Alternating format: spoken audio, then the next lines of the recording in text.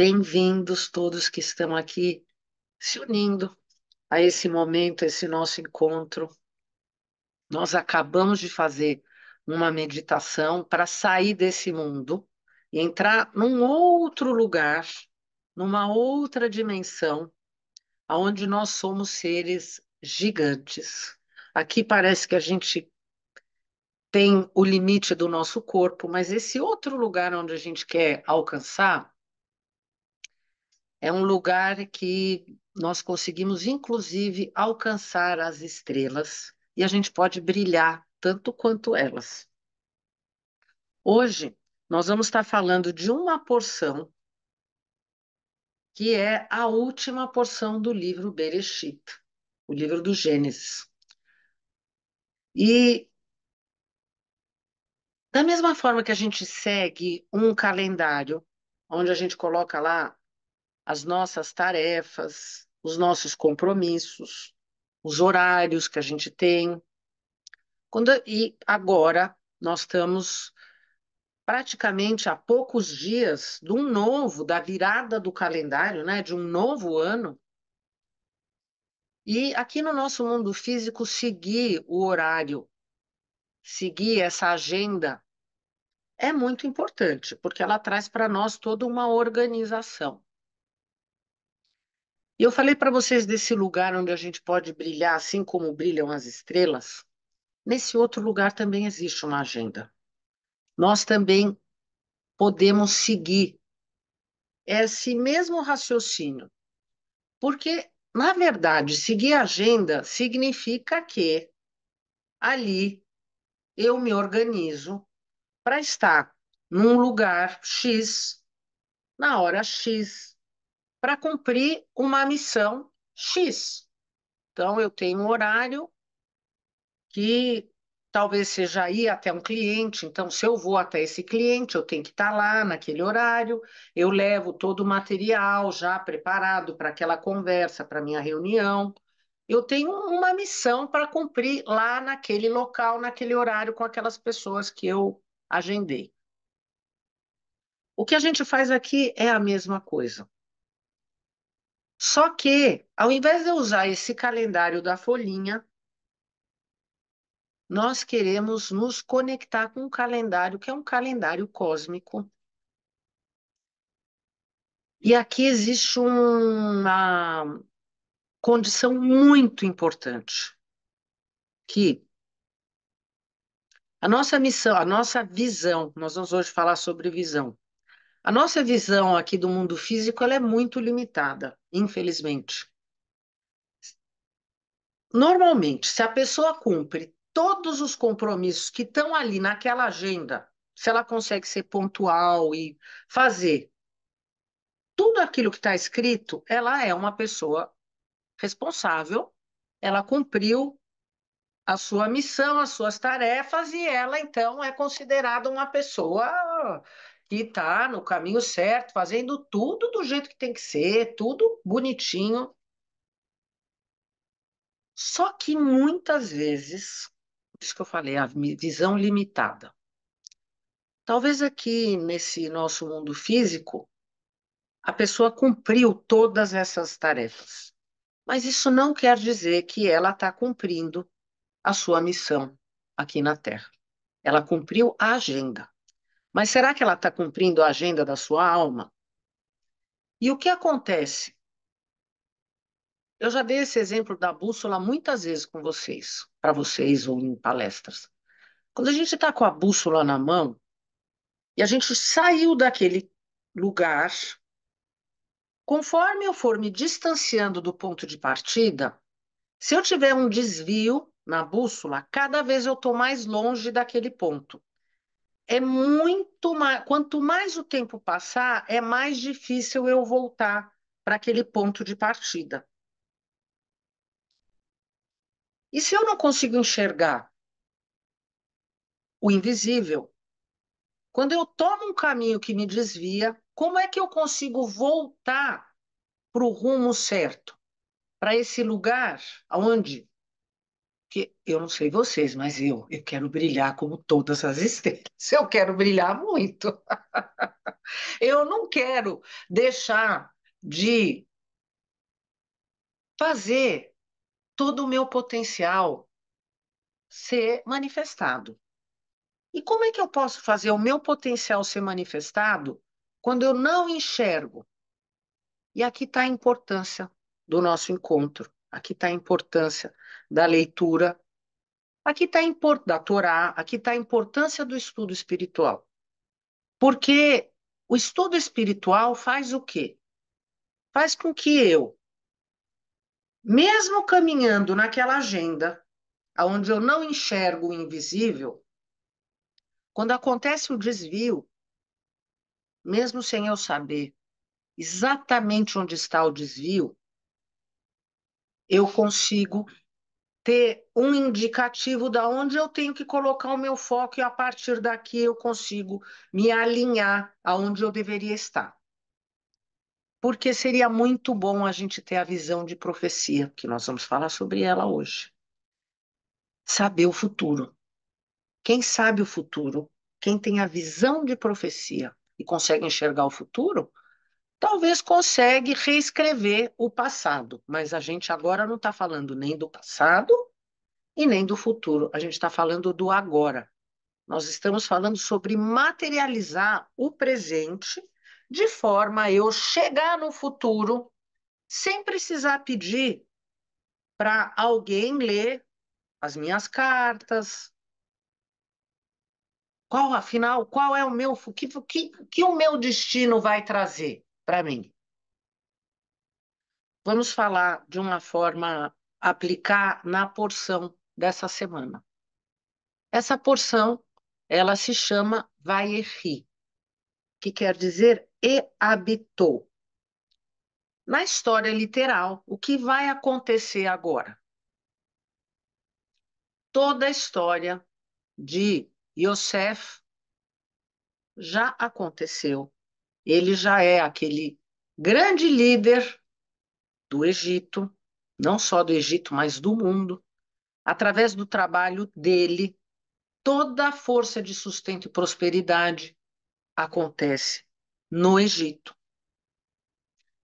E os seus irmãos também já tiveram a revelação de que aquele grande líder, aquele homem que parecia que ia prejudicá-los, que ia fazer com que eles perdessem tudo, e esse homem já se manifestou e se revelou. E eles perceberam que ele é aquele irmão que, num momento, eles tinham pensado em matá-lo, num outro momento, jogaram ele no poço, num outro momento, decidiram vendê-lo como escravo. E a vida deles, que parecia que também ia ser destruída, um minuto depois se mostra a revelação da maior iluminação. E eles, que num momento desceram até o inferno, pensando que eles iriam ter que chegar para o pai e dizer: pai, Benjamim não voltou conosco. E de repente eles percebem que tudo estava nas mãos deles quando eles se arrependem. E chegou não só o perdão, mas o entendimento. Na semana passada nós falamos muito sobre a palavra desculpar. E eu frisei para vocês, desculpar é algo que não vem do outro. É eu entender o meu erro, eu assumir a minha culpa, então eu desculpo, eu tiro a veste da culpa porque eu quero fazer diferente. Eu assumo a minha responsabilidade e eu escrevo diferente. O perdão, no meu olhar, pode estar relacionado ao outro. Eu posso perdoar uma pessoa que me magoou porque eu entendo aquela pessoa. E a partir daí, aquela mágoa, aquela raiva, aquela tristeza, como eu entendo, eu compreendo, quer dizer, eu coloco aquela pessoa dentro do meu ser, eu consigo praticar o perdão. E aí eu perdoo. Eu posso fazer isso, ou uma pessoa pode fazer isso com relação a mim. Mas a palavra desculpa é algo que eu preciso trabalhar dentro do meu ser. Será que o outro me desculpou? Será que o outro tem o poder de me desculpar? E é exatamente esse o ponto entre José e os irmãos. José perdoou os irmãos porque ele viu a visão do todo e percebeu que se não fosse aquela situação, ele não teria sido colocado no Egito, ele não teria passado por todas as situações que ele passou. E todo o sustento do mundo, se ele não tivesse tido a interpretação do sonho do faraó, talvez o mundo não teria sobrevivido. Todos teriam caído naquele caos onde não ia existir alimento, onde não ia existir o reencontro, aonde não iria existir o que faz a luz ter esse movimento do ciclo da vida. A morte. O Egito seria o lugar da morte. E agora, exatamente nesse momento, Yaakov sai da terra de Canaã e desce para o Egito. E ele vai viver aqui 17 anos, 17 anos como ele nunca viveu na sua vida. São os seus últimos dias. E aqui na porção, quando a gente lê a primeira, o primeiro versículo, a primeira frase, e aqui fala a última frase da última porção, que toda a família de Yosef desceu para o Egito e eles se estabeleceram, criaram condições de fartura, condições de prosperidade, não só para eles, mas para todos que estavam em volta deles. E agora a gente entra nessa porção em que fala que Jacó habitou 17 anos na terra de Canaã e foram seus últimos dias. E agora ele vai reunir os seus filhos para dar para eles as últimas bênçãos, suas últimas palavras. E aqui a nossa história vai acontecer e nós estamos finalizando a última porção do livro do Gênesis. Aqui são vários desdobramentos. O que significa a última porção? Então, nós vamos falar sobre cada uma dessas visões para conseguir chegar e concluir. Uma vez que Yaakov é Israel, e se ele nesse momento está entregando a bênção para os seus filhos, que representam as 12 tribos, quer dizer, as 12 energias do zodíaco, ele não está só abençoando os seus filhos e as 12 tribos. Como Israel, ele está abençoando absolutamente todos nós. E habitou. Então vamos começar primeiro sobre esses 17 anos. O que significa e habitou 17 anos? Número 17, ele é feito por essas letras que traduzem a palavra Tov. Vocês sabem que as letras hebraicas têm um valor numérico e aqui a gente tem Tov, palavra Tov. Essa palavra que foi usada lá no Gênesis, quando a criação estava sendo descrita, e ela, cada vez que Deus, o Criador, via a luz, ele viu que a luz era boa. Tov. Essa palavra se manifesta e ela nos liga àquela primeira luz, que não é a luz da lâmpada, mas é essa luz da criação, a essa expansão do infinito, aonde ele ia sendo manifestado antes da contaminação, que não aconteceu o pecado, é algo que está ligado à origem de tudo. Quer dizer o quê? Que Yaakov, durante todos os anos da sua vida, foi uma alma elevadíssima que lutou muito. Somente quando ele chega no Egito, que ele passa 17 anos de tranquilidade e alegria. E nós que estudamos Cabala, a gente escuta falar do Egito e talvez 90%, quem sabe 99% das vezes que a gente fala do Egito e que a gente fala do faraó, que está sempre relacionado a algo negativo, está relacionado a algo estreito, está relacionado ao meu ego, está relacionado ao meu egoísmo. Mas será que o Egito só representa esse lado negativo do meu ser? Porque se a gente sabe que todas as histórias, na verdade, representam partes energéticas do meu ser, será que o Egito representa algo negativo sempre? E aqui vem já a primeira mensagem para aqueles que vão entrar num novo ano e acabaram de passar pelo Natal. A gente pensa que não é possível que nós estamos falando de alguma coisa negativa. Na realidade, o livro Bereshit, ele está relacionado a Keter. Keter, que é a semente. Só que nós estamos aqui no mundo físico. O que faz a diferença no mundo físico entre o bem e o mal, porque aqui é o mundo da dualidade, é a minha potencial força de exercer o meu livre-arbítrio.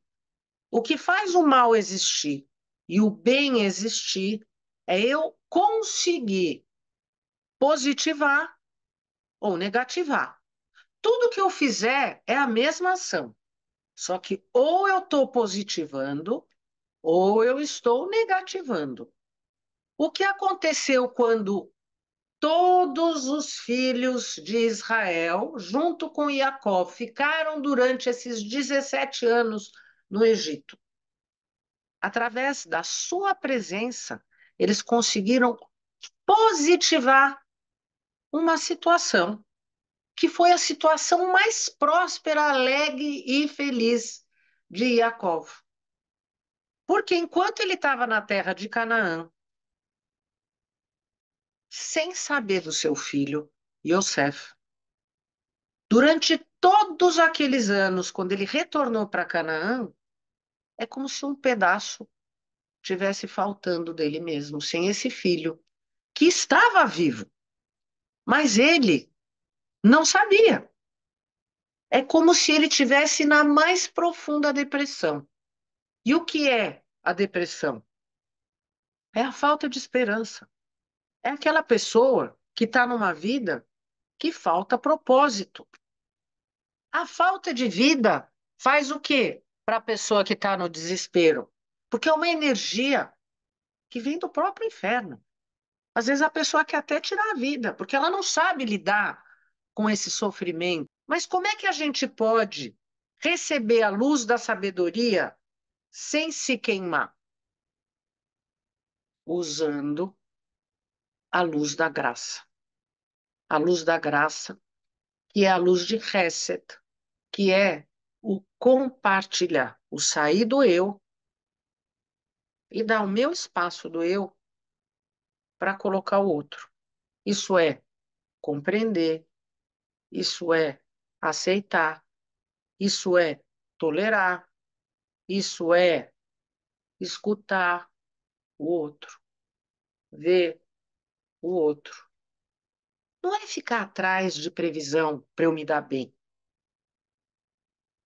É pegar as sementes que eu já fiz entendendo que tem um futuro, mas eu estou trabalhando agora na manifestação da semente. Então, eu quero ter a sabedoria para eu poder interferir e cuidar da minha semente, porque o futuro não é amanhã, o futuro é agora, tá bom?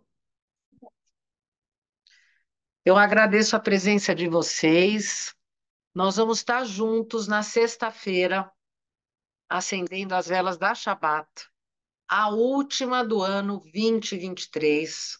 Mas nós vamos fazer algo bastante especial, igual a gente fez no Natal, unindo todas essas energias positivas que estão aqui nos influenciando, essa força da sabedoria, que é a força da união, e eu conto com vocês, tá bom? Obrigada pela presença e shalom. Deixa aqui os seus likes e os seus comentários. Shalom. Obrigada.